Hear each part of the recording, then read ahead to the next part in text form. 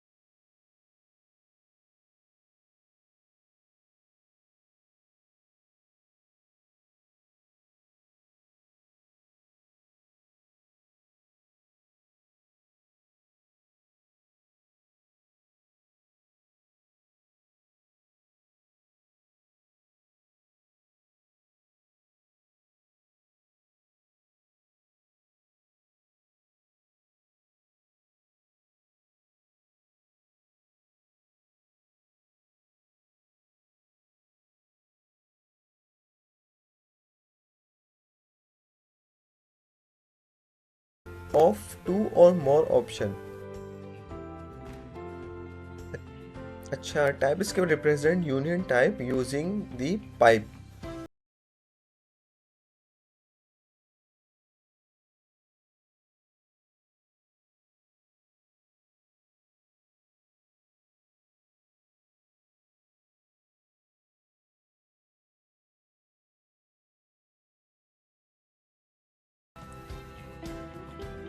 अब जैसे कि इधर बता रहे हैं कि डिक्लेयरिंग यूनियन टाइप, यानी कि हम यूनियन टाइप को किस तरीके से डिक्लेयर करते हैं। जैसे कि इस एग्जांपल में दे रहा है thinker start of null but is known to potentially contain a string instead given it an explicit string null type annotation means TypeScript will allow it to be assigned value of type string। यानी कि जब हमने string दे दी data type और नल, अब जब हमने string दी है तो इसका मतलब ये है कि हमें यूनियन टाइप जो है वो अलाउ कर रही है कि हम इसके अंदर स्ट्रिंग को दे सकते हैं। यानी कि अगर मैं इसके अंदर स्ट्रिंग यानी कि डालूंगा तो ये इसको एक्सेप्ट कर लेगा, अगर मैं यहाँ नल डालूंगा तो ये इसको भी एक्सेप्ट कर लेगा। ठीक है, कह रहे हैं कि जो यूनियन जो है इसके अंदर यानी कि इस तरह की, अब जैसे कि ये जो टू स्ट्रिंग है, ये जो प्रॉपर्टीज है ये यानी कि स्ट्रिंग का भी, स्ट्रिंग में भी इस्तेमाल होती है और नंबर में भी इस्तेमाल होती है, इस वजह से ये इसको अलाउ कर रहा है।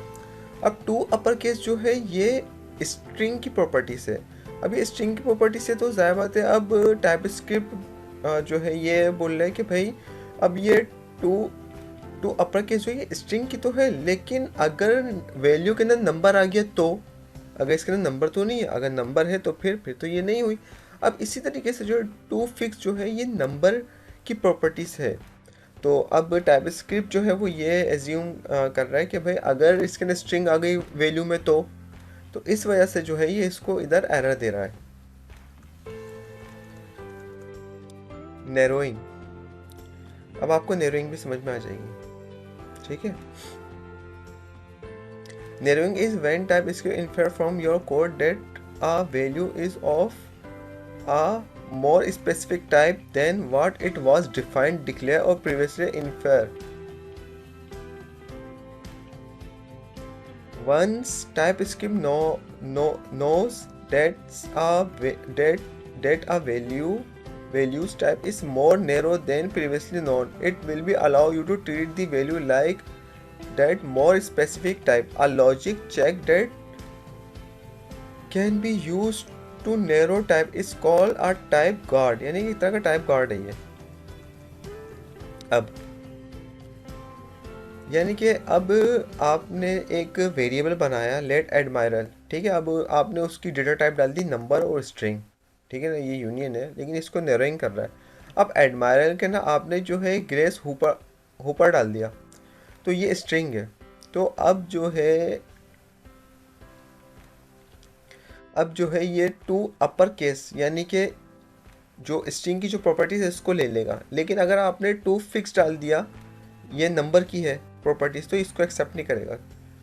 अब क्योंकि ये यानी कि ये नैरोइंग हो गई, यानी कि अगर आपने जो है इनिशियली आपने अगर इसको वैल्यू स्ट्रिंग दे दी, तो अब ये जितनी भी स्ट्रिंग की प्रॉपर्टीज होगी ना वो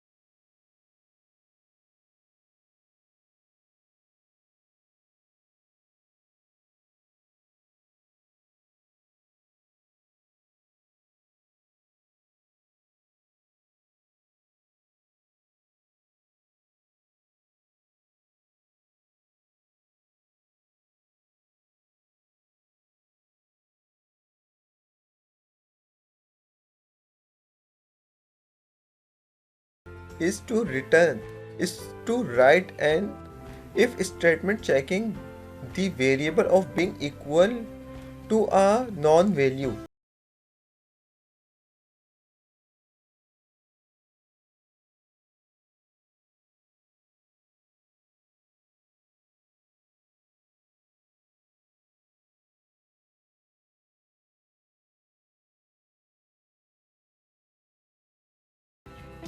मान से एक फंक्शन बनाया है,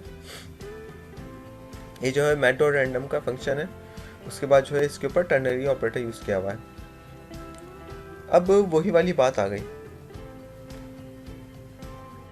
कि अगर आप इसके अंदर टू अपर केस आप लिखेंगे तो ये एरर देगा, और टू फिक्स लिखेंगे तो ये एरर दे देगा। लेकिन अगर आप इसमें कंडीशन लगा देते हैं, आप कंडीशन लगा देते हैं इफ साइंटिस्ट इक्वल टू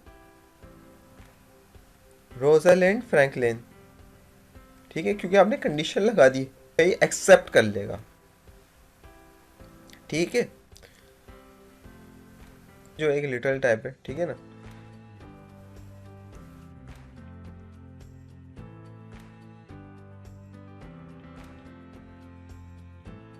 अच्छा, अब ये कह रहे हैं कि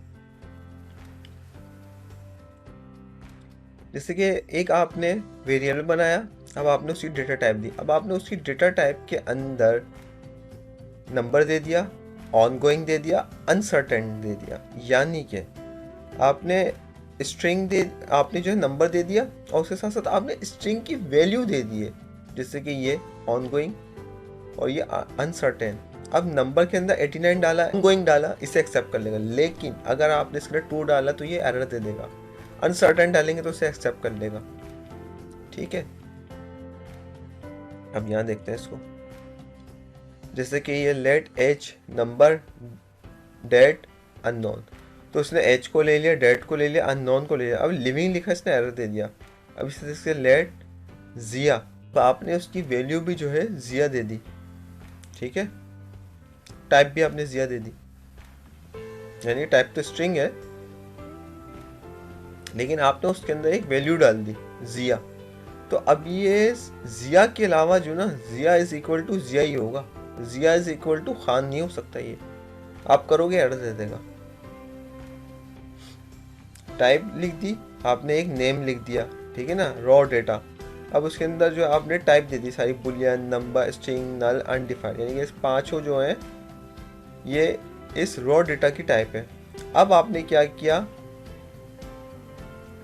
एक वेरिएबल दिया लेट डेटा, और इसको असाइन कर दिया आपने रॉ डेटा। यानी कि अब ये जितनी भी जो ये रॉ डेटा के अंदर जो ये डेटा टाइप्स है, वो सारी जो है डेटा एक्सेप्ट कर सकता है।